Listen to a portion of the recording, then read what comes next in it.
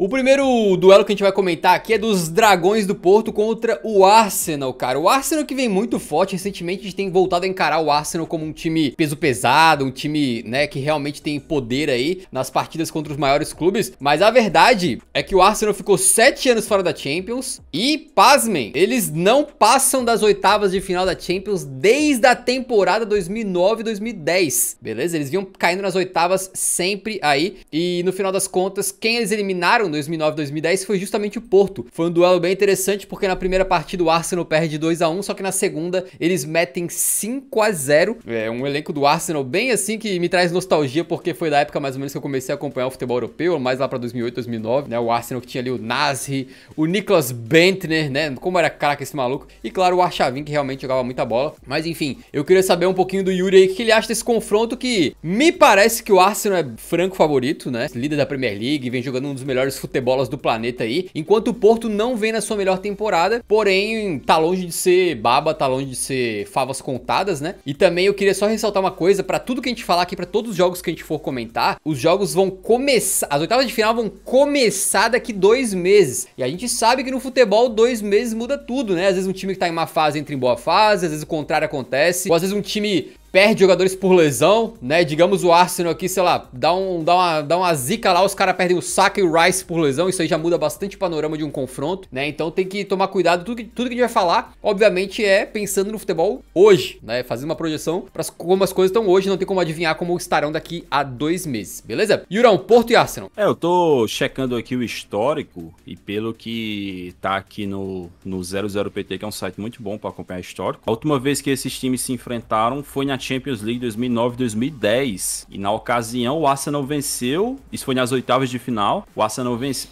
exatamente a mesma fase dessa temporada, o Arsenal venceu por 6-2 no agregado, o jogo da ida foi 2-1 pro Porto, adivinha quem marcou um dos gols? Simplesmente Radamel Falcao Garcia, tá? E na volta, quem meteu o hat-trick na volta?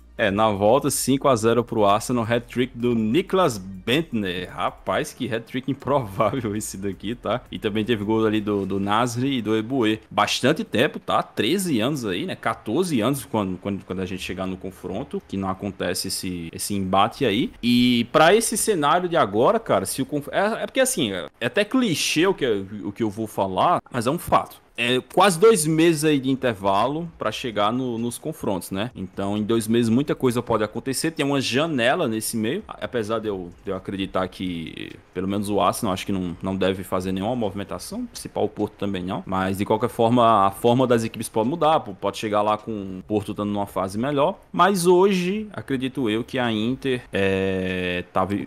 o Arsenal tá vivendo um momento bem... Não, o Arsenal tá vivendo um momento bem melhor, tá fazendo uma temporada melhor. É o atual líder da Premier League, embora essa liderança da Premier League tá pipocando, né? Tá parecendo batata quente, ninguém quer ficar com a liderança da Premier League, mas o Arsenal é o líder nesse momento aqui que a gente tá falando. Acho que tá fazendo uma temporada muito boa, pra mim tem um time muito bom, muito bem treinado, alguns jogadores excepcionais ali, como o Saka, o Odegaard, o Gabriel Jesus, o Havertz que tá voltando a jogar bem, né? Tá voltando a ter uma fase muito boa. Então, o cenário de hoje, cara, na minha visão, e assim, até levando em conta o futebol que o próprio Porto também tem apresentado nessa temporada, na minha opinião, o Arsenal é bem favorito para esse confronto. Acho que tem até condições de vencer os 2 jogos. Assim, vale lembrar que o Porto perdeu os 2 jogos contra o Barcelona. E olha que o Barcelona tá fazendo uma temporada bem irregular, bem inconstante, bem atrás do Arsenal, na minha opinião. Então, acho eu que o Arsenal, na minha visão, é bem favorito. E que se for para palpitar, acho que o Arsenal vence os 2 jogos.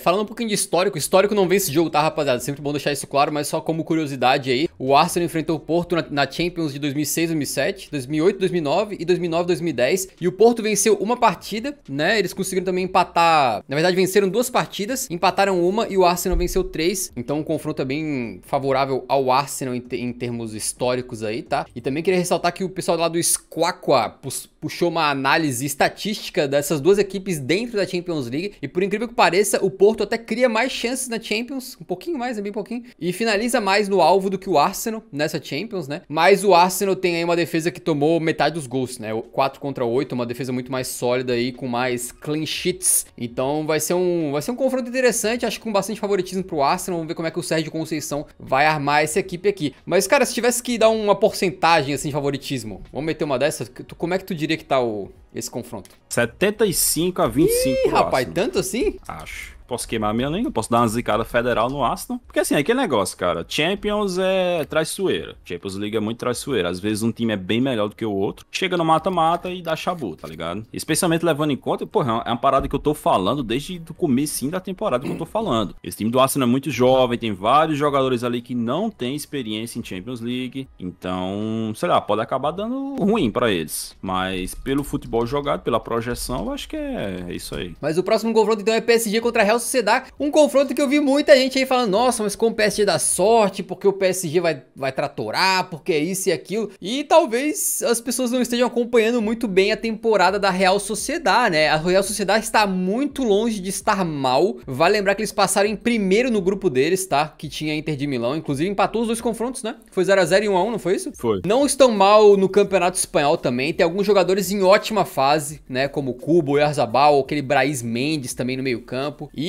eu duvido que vai ser jogo fácil, até porque a gente tem um dos piores PSGs dos últimos anos, eu acho. Um dos PSGs mais frágeis na defesa, um dos PSGs menos letais no ataque. A gente tem visto um time do Paris Saint-Germain que... Empatou esse fim de semana, tá? Como é que é? Empatou, né? Deixou escapar uma vitória no final de semana.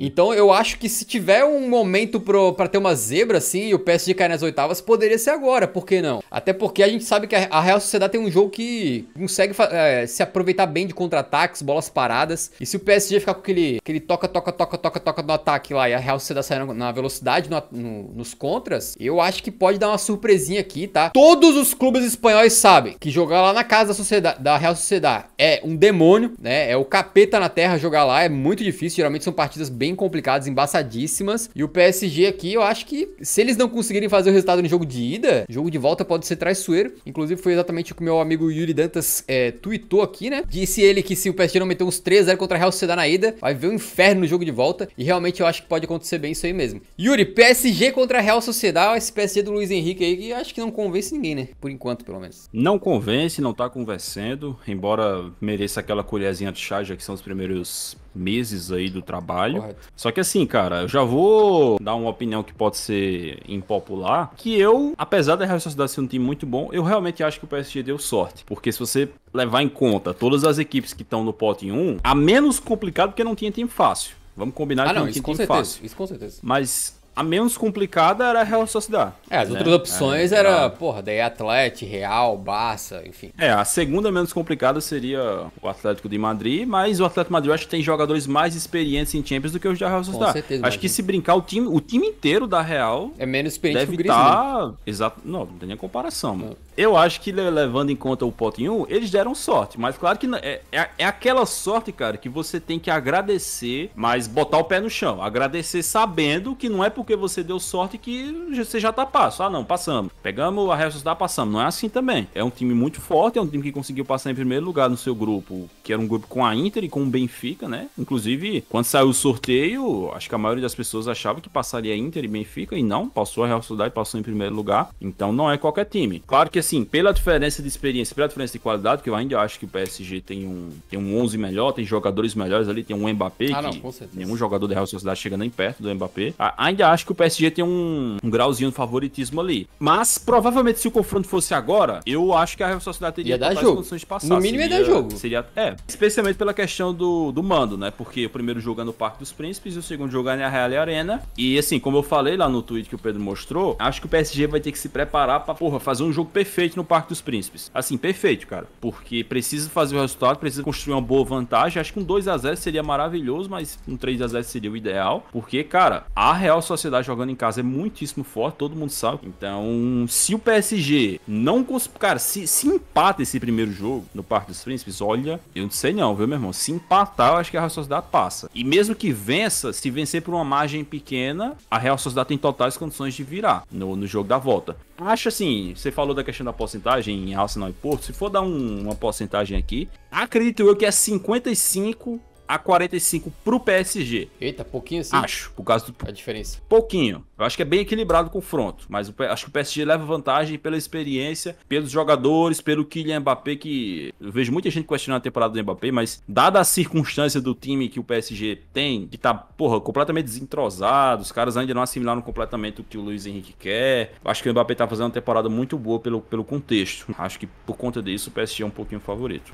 Vale ressaltar que a defesa da Real Sociedad é uma das mais fortes da Champions League, tá? Os caras tomaram apenas 2 gols na Champions, enquanto o Paris Saint-Germain tomou 8, amigo. 4 vezes a quantidade de gols, beleza? Além disso, o PSG tomou 2 derrotas, perdeu 2 vezes, beleza? Perdeu pro Newcastle, tomou de 4-1 e perdeu pro Milan também fora de casa. Enquanto a Real Sociedad perdeu um total de 0 vezes no seu grupo aí, enfrentando o Inter e Benfica. E só ressaltando, por exemplo, pra vocês terem uma noção do time que é a Real Sociedad, os últimos 6 jogos, contando todas as competições, eles tomaram 1 gol. Beleza, bora pro próximo confronto então, cara. A gente vai falar agora de PSV contra BVB. Exatamente. O PSV, que vem sendo um dos melhores times da temporada, é bom se destacar, que tá 100% na liga holandesa, vai enfrentar o Borussia Dortmund, que, cara, olha, eu acho que se esse jogo fosse hoje, ia ser entretenimento puro. O Borussia Dortmund não tem uma defesa sólida, não é um time que passa confiança, apesar de ter feito uma ótima Champions aí, ao contrário dos nossos prognósticos, né, que eu pelo menos achei que ia terminar em último do grupo. E uma coisa interessante sobre esse confronto é que o técnico do PSV, que vem fazendo um trabalho maravilhoso, é o Peter Bosz. O Peter Bosz, depois de ter ido bem no Ajax, ele vai pro Borussia Dortmund em 2017 e lá ele faz um trabalho horrendo, acho que ele é demitido com 6 meses, né? E foi o único treinador do Borussia Dortmund a passar uma Champions League sem vencer nenhuma partida. E esse cara vai voltar pra enfrentar eles agora no comando do PSV. O PSV é um dos times da temporada que lidera em vários quesitos aí, tá entre os melhores da temporada de todas as 7 primeiras ligas, em vários quesitos aí de gols marcados, chances criadas, entre outras coisas. Os caras realmente têm um ataque muito potente, é um time bem interessante. Vai lembrar, na temporada inteira só perdeu um jogo e foi pro Arsenal, né? Tudo bem que foi uma traulitada, foi quanto? 4-0, né? 4 ou 5-0? Foi 4-0. Tomou uma traulitada do Arsenal, mas no jogo de volta empatou com o Arsenal, venceu todos os jogos do holandesão. E eu acho que,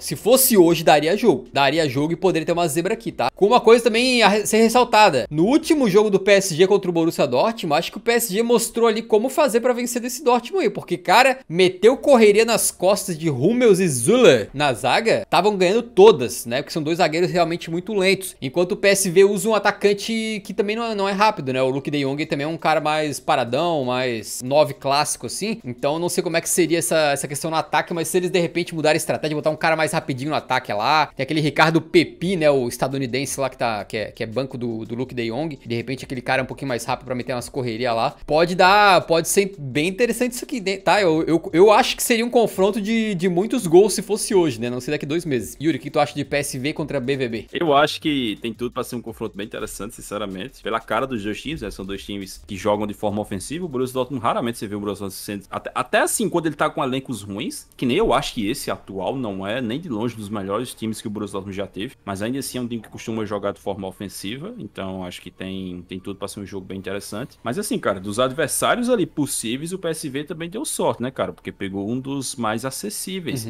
E acho que é acessível, embora eu acho que o Borussia Dortmund é mais forte, porque como a gente sempre fala, tem uma diferença clara entre a Eredivisie e as demais ligas, então nenhum time dos que o PSV enfrenta na Eredivisie se compara ao nível de desafio de enfrentar o Borussia Dortmund. Porém, o Borussia Dortmund costuma não ter muita camisa, assim, muito peso na Liga dos Campeões, né? Então, geralmente o Borussia Dortmund não consegue pegar nem semifinal. Acho que a última vez que o Borussia Dortmund pegou semifinal de Champions foi com o time do Klopp. Alguém me corrija se eu tiver errado, mas acho que foi com o time do Klopp. Eles foram pra final, né? Exatamente, foram pra final ali em 2013. Então o Borussia Dortmund é um time grande, é um time com camisa, mas de todos os times ali que o PSV poderia ter pegado, é com certeza um dos mais acessíveis, e acho que o confronto vai ser bem aberto. Mas claro que vai depender muito desse primeiro jogo, né? O PSV precisa fazer o resultado, precisa vencer, porque se for pra jogar no Signal Iduna Park precisando derrotar o Borussia Dortmund obrigatoriamente, é complicado. Aí vai ser difícil. Se tu pudesse dar uma porcentagem de favoritismo, como é que seria? 60-40 pro BVB.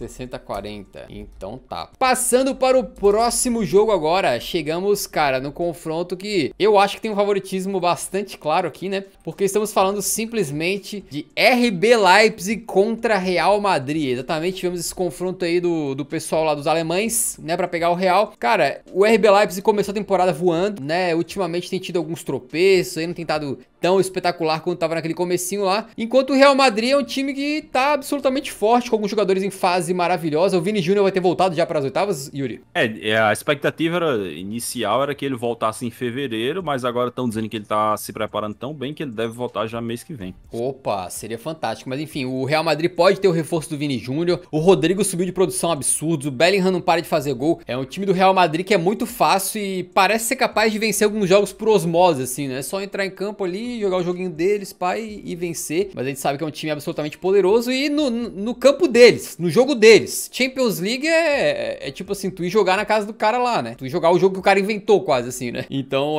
esse é o desafio do RB Leipzig. Sabe assim, o RB Leipzig pode meter uns 2 golzinhos, vai fazer uma gracinha, mas eu acho que o Real Madrid deve passar com certa tranquilidade. Não sei o que o Yuri acha. E que azar do Leipzig, né, cara? Temporada passada pegaram o Manchester City nas oitavas de final e agora pega o Real Madrid. Não tem sorte mesmo, né? Mas aí isso é que acaba dando, assim, quando você passa em segundo lugar, geralmente vem pedreiro pela frente. Alguns times aí conseguem escapar dependendo da sorte. E como você falou, assim, o Real Madrid tá favoritaço, né, cara? Difícil imaginar o Real Madrid sendo eliminado. Acho que se o Real Madrid cai pro Leipzig, cara, seria uma zebraça, na minha opinião. Apesar do Leipzig ser um bom time, ter bons jogadores ali, alguns jogadores excepcionais, acho que o Real Madrid, praticamente em todas as posições, é bem superior e acho que tá fazendo uma temporada muito boa com o Ancelotti. Então, favoritaço o Real Madrid, deve passar uns 3 gols do Bellingham aí pra não perder o costume e depois veremos aí. Então, beleza. Ressaltando também o que? Dados do Squawka, beleza? Eles trouxeram aqui uma comparação entre essas duas equipes. E o Real Madrid é basicamente superior em tudo aí, né, cara? Em chances criadas, passes,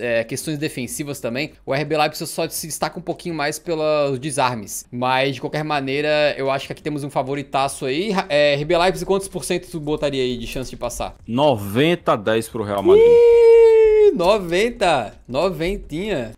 Caramba, hein, amigo? É que assim, você junta a antitradição do Leipzig com a super tradição do Real Madrid, fora a questão dos times, né? Cara, a chance do Real Madrid cair em umas oitavas de final pra um time da Red Bull, vou falar pra você que é próximo de zero ali. Não, e se acontecer cara, também, se o Real Madrid, tem que fechar o futebol daí, né, cara? Puta que pariu. A camisa do Real Madrid, cara, só dela entrar em campo ali com o Leipzig, ela já entra com 3-0 a favor, tá ligado? É muito difícil de imaginar. São dois opostos completos do espectro, né, cara? Em termos de grandeza futebolística, assim, né? De um lado, o maior clube do mundo, possivelmente, do outro lado, aquela coisa ali. O RB Leipzig. Podemos ir para o próximo confronto, então, que eu acho que, cara, Yuri, esse aqui deve ser o confronto mais desequilibrado das oitavas de final, né? É impressionante, o Manchester City pegou o Copenhagen da Dinamarca. Vale lembrar que o Copenhagen surpreendeu e passou, tirando o United e Galatasaray no grupo dele. Então tem méritos, mas também passou, acho que com 6 pontos, algo assim, passou com uma pontuação muito baixa.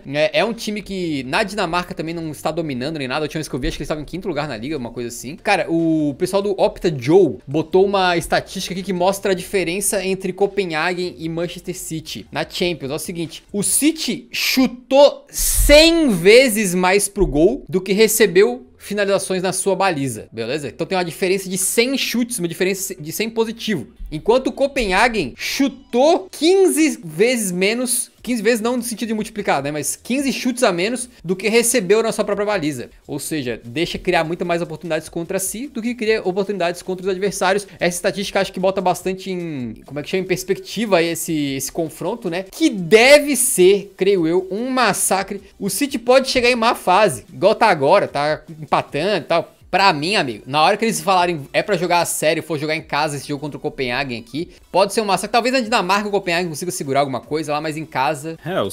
Essa Champions aqui, ela vai começar pro Manchester City nas quartas de final. Porque o grupo foi a teta da teta e as oitavas de final acompanha, né, cara? Essa questão da sorte do Manchester City é uma parada bizarra, a gente sempre comenta. Eles têm muita sorte não só nas oitavas de final, quanto na fase de grupos, né? Geralmente os grupos do City é uma baba total, cara. Dificilmente o City pega um grupo complicado. Acho que eu não me lembro da última vez que o City pegou pegou um grupo minimamente complicado. E nas oitavas, cara, a última vez que o City teve um adversário de peso, digamos assim, nas oitavas, foi o Real Madrid, em 2020. E mesmo assim, se você voltar no tempo, era um Real Madrid bem ruim, aquele Real Madrid da temporada 19-20, que o Vinícius Júnior ainda estava começando a querer jogar bem, o Hazard estava se arrastando ali, tentando voltar a jogar, o Isco se arrastando, tentando reencontrar o seu futebol. Era um time do Real Madrid bem abaixo, tanto que eles perdem os 2 jogos pro Manchester City, né? Perdem no Bernabéu e perdem no Etihad. Então, aí você pega os outros confrontos. Esse ano, 2023, RB Leipzig, porra, 7-0 na volta responde tudo, né? 2022 pegaram o Sporting. E assim, é o Sporting, é um time grande, tradicional, mas era bem mais fraco que o Manchester City, tanto que eles perdem, se não me engano, por 5-0 no Alvalade. Aí, 2021, pega um Borussia Mönchengladbach, que também é um time chatinho da Bundesliga, mas nem se compara ao Manchester City. 2019, eles pegam o Schalke 04, que também não deu um caldo, acho que foi 10... O Manchester chegou a fazer 10 gols no agregado. 2018 eles pegam o Basel. E aí teve 2017 que eles acabaram pegando ali o Mônaco, né? O Mônaco do Mbappé, do Falcão. E acabaram sendo eliminados. Mas de maneira geral, quase sempre o Manchester City tem muita sorte nesses sorteios. E acaba pegando times aí bem acessíveis. Mais uma vez, o Manchester City é super, hiper, ultra, mega favorito. A questão é ver se o Haaland vai aproveitar, né? Porque o Haaland não aproveitou a fase de grupos como a gente imaginou. Fez 5 gols imaginou só, né? Que o Haaland ia meter 5 gols. A gente imaginou que ele ia fazer uns 25 gols nessa fase de grupos aí. Acabou que a gente zicou o Haaland, que a gente repetiu isso uns 1000 vezes e ele só fez 5 gols. Mas quem sabe no mata-mata ele consiga aproveitar pra dar uma disparada na artilharia, né? Porque quem são os concorrentes a ele? O Højlund já tá eliminado. Morata. O Morata e o Griezmann vão enfrentar a Inter, que é uma das melhores defesas da Europa. É um time chatíssimo, então dificilmente vão conseguir ali galgar nessa artilharia, talvez sejam eliminados. E o Haaland não, o Haaland vai pegar uma teta. Então, se ele fizer que nem ele fez com o Leipzig, né? Que ele pegou o Leipzig nas oitavas de final da temporada passada e meteu 5 gols. Tá, ô Guardiola, quantos por cento de favoritismo pro Manchester City? 99, tu acha? 99,9,9,9,9,9, o que sobra pro Copenhague. Entendi. O 0,0001% é aquela mística do futebol, assim, né? Que tu não pode deixar nunca pode esquecer que futebol às vezes tem, né? Próximo jogo é Lazio e Bayern de Munique. Valeu, Lazio. Boa participação aí na Champions League. Parabéns aí, fez um gol de goleiro. Ficou marcado na história. Já pode ir embora pra casa, tranquila. Vamos falando sério agora, Lazio contra o Bayern de Munique. Um time... O Harry Kane tá lambendo os beijos. É um time da Itália que, cara, sequer está na sua melhor fase. A Lazio já teve momentos bons aí recentemente, né? Inclusive, foi recentemente vice-campeã italiana, não foi? Foi sim, com o Maurício Sarri. Foi, temporada passada. Só que nesse momento aí passa por um período de turbulência nessa temporada e tá em 11º no Italianão, tá? Com 6 vitórias apenas em 16 jogos. Tudo bem que fizeram uma campanha bem decente ali no grupo deles na Champions, mas também não era do grupo mais difícil que tinha, né? E realmente eu acredito que vai ser uma presa fácil pro Bayern de Munique. É o tipo de adversário que o Bayern de Munique vence. Acho mesmo que se estiver passando por um período difícil, não estiver muito bem, vai vencer de qualquer maneira, né? E o Harry Kane, como o Yuri disse, deve estar aí lambendo os beiços pra meter gol na Lazio. E, cara, eu acho que esse jogo aqui é o jogo que os caras vencem só com nome. Só botam a folhinha da escalação, assim, dentro de campo lá e já vencem a Lazio. Com todo respeito aí, acho que a Lazio não seria páreo nesse momento. Eu acho que o Bayern de Munique é favoritaço. Acho que pra mim é 80-20 pro Bayern de Munique. Se fosse a Lazio da temporada passada, acho que estaria um pouquinho mais aberto, mas a dessa temporada também é um time bem constante. De vez em quando o Maurício Sarri tá dando entrevista insatisfeito, reclamando de tudo. Então, sei lá, só se os jogadores do Bayern quiserem derrubar o Tuchel, se chegar lá, cara, para as oitavas de final, tiver insustentável a situação no vestiário, os caras tá tudo insatisfeito, aí sei lá, pode dar chabu, mas a tendência aí é que o Bayern de Munique passe com muitíssima tranquilidade, né? O segundo jogo na Allianz Arena, mesmo que a Lazio faça um milagre ali, consiga vencer o Bayern de Munique na ida, muitíssimo provavelmente o Bayern viraria na volta. São muitos jogadores bons, o Harry Kane comendo a bola, é difícil, cara. Mas tu acha que tu acompanhou os jogos aí, pelo menos um dos jogos do Atlético de Madrid contra a Lazio, né, na Champions aí, que foi o empate a vitória por 2-0, né, primeiro jogo, não foi isso? Não, desculpa. Empate por 1-1 no primeiro jogo. 2-0 foi último jogo agora da fase de grupos. A Lazio conseguiu um empatezinho contra o Atlético. Tu acha que Pode acontecer alguma coisa assim contra o Bayern de Munique ou o Cara, buraco é mais embaixo? Eu acho que o buraco é muitíssimo mais embaixo. Primeiro porque, assim, aquela Lazio que empatou contra o Atlético de Madrid, empatou contra o Atlético de Madrid que tava num estágio da temporada bem abaixo do que tá agora. Inclusive, tava bem desfalcado, aquele time do Atlético de Madrid. Acho que se fosse com o time do Atlético de Madrid de hoje, era bem provável que o Atlético de Madrid vencesse, até porque quase venceu aquele, né? Fez 1-0 e tomou empate na última bola com gol do goleiro, um negócio completamente improvável. Acredito eu que contra o Bayern de Munique, cara, mesmo se o Bayern chegasse sem estar 100%, sei lá, é provável que vai chegar, porque, por exemplo, nesse momento o Bayern de Munique tá com o Coman lesionado, o Mazraoui lesionado e o Gnabry lesionado. Inclusive o Gnabry deve perder essas oitavas de final, ele deve ficar, se não me engano, 3 ou 4 meses afastado. Mas mesmo assim, cara, a diferença é brutal, cara. A diferença é muito, muito grande. Acho que nenhum dos dois times tá numa fase muitíssimo bem coletivamente, mas a diferença dos jogadores é muito grande. É altíssima. Não dá. É difícil imaginar um cenário que a Lazio consiga passar por isso aí. Chegamos nos jogos mais interessantes dessas oitavas de final, que foi o sorteio colocando Inter frente a frente contra Atlético de Madrid. O Yuri pode falar bastante, porque ele é torcedor do Atlético, né? Sabe dizer sobre esse confronto. E também a Inter, cara, é um dos melhores times da temporada, né? Vem liderando o campeonato italiano com um ótimo recorde ofensivo e defensivo, apesar de ter passado em segundo lugar no seu grupo na Champions League, né? Não foi uma campanha brilhante, mas foi uma campanha sólida, uma campanha boa. É um time muito difícil de ser batido, que tem jogadores em excelente fase, como o Lautaro, o Barella, o Di Marco, o próprio Sommer, que tá bem no gol também, né? E esses dois times vão se enfrentar. Eu vi gente falando assim, ó, tem tudo pra ser o duelo mais chato da história. O que vai ser feio esse jogo não tá escrito. Mas eu acho que as coisas não são bem assim, cara. Essa Inter não é a Inter do Mourinho, esse Atlético de Madrid não é mais aquele Atlético de Madrid retranqueiro. Pode talvez não ser um jogo, assim, visualmente tão, né, uma festa de gols pra todos os lados, mas acho que vai ser bem interessante, cara. Tô bem empolgado pra esse duelo aqui, que eu acho que pode ser, pode cair pros dois lados. Eu vejo dessa maneira, apesar de que a Inter, na minha opinião, mesmo tendo passado em segundo no seu grupo, é favorita, né? O que tu acha, Yuri? Eu acho que a Inter é favorita, né, porque eu acho que é um time que tá no estágio melhor. O Atlético de Madrid deu uma melhorada grande nessa temporada. A Inter não, a Inter já vem aí de algumas temporadas jogando muita bola, né? Acho que é o terceiro ano já do Inzaghi, né? O Inzaghi assume em 2021, essa é a terceira temporada dele já, e as 3 até aqui são temporadas em que o time tá praticando um futebol muito bom, especialmente essa. Como a gente já falou aqui, né? Essa temporada aqui tem potencial para ser a melhor temporada da Inter desde o time do José Mourinho. São duas equipes que jogam de forma parecida, né? Usam ali aquele esquema com 3 zagueiros e com 2 alas. Os dois alas os dois alas do Atlético Madrid têm dado uma queda, né?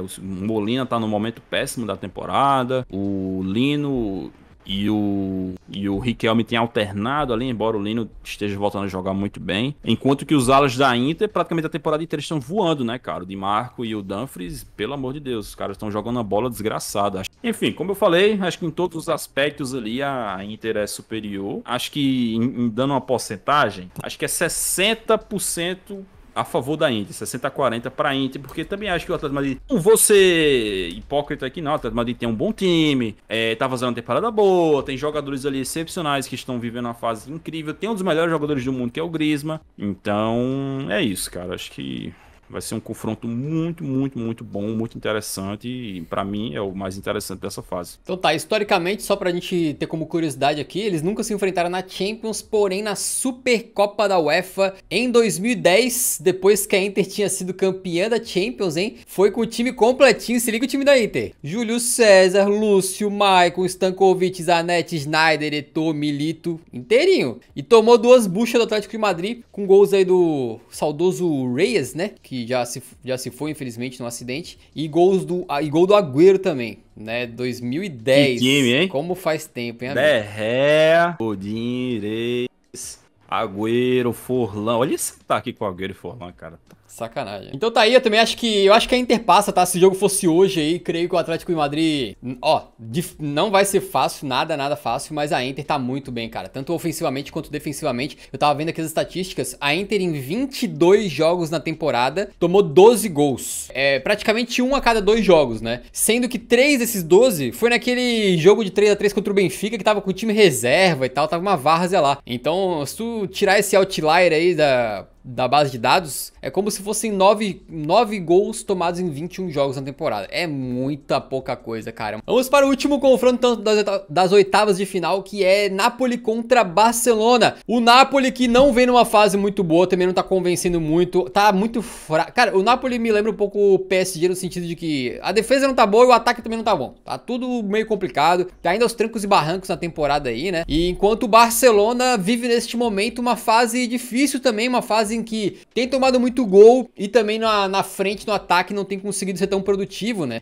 Acho que esse jogo contra o Valência no final de semana foi muito emblemático, porque o Barcelona criou diversas chances e só fez um gol e empatou o jogo contra o Valência, né? Não conseguiu concretizar aí. Então, eu acho que, assim, em condições normais de temperatura e pressão, o Barcelona seria bastante favorito, mas considerando como as coisas estão hoje, eu acho que se esse jogo fosse hoje, daria jogo, não sei como é que, talvez o Barcelona seria um pouquinho favorito, mas daria jogo. Mas, enfim, também tem um histórico aqui recente de Napoli contra Barcelona. Eles se enfrentaram várias vezes aí, cara, em amistosos, que não conta, né, mas na Champions League, na temporada 2021, foi 1-1 pro Napoli e depois 3-1 para o Barcelona, enquanto na Europa League de 2021-22, o Barcelona também se saiu superior aí com 1-1 e depois um 4-2. Então no histórico de confrontos aí eles têm vantagem. Yurão, Barcelona e Napoli, cara, tu acha que vai dar jogo? Quem que é favorito? Diz aí. Eu acho que dá jogo, sim, olhando o cenário de hoje. Acho que o Barcelona ainda é favorito, mesmo que esteja fazendo uma temporada aí bem questionável. Mas creio que tem jogadores melhores, tem um time que, na minha opinião, apesar do Barcelona ter muitos problemas, ainda acho que tá coletivamente bem melhor do que o Napoli. Porque, assim, uma coisa que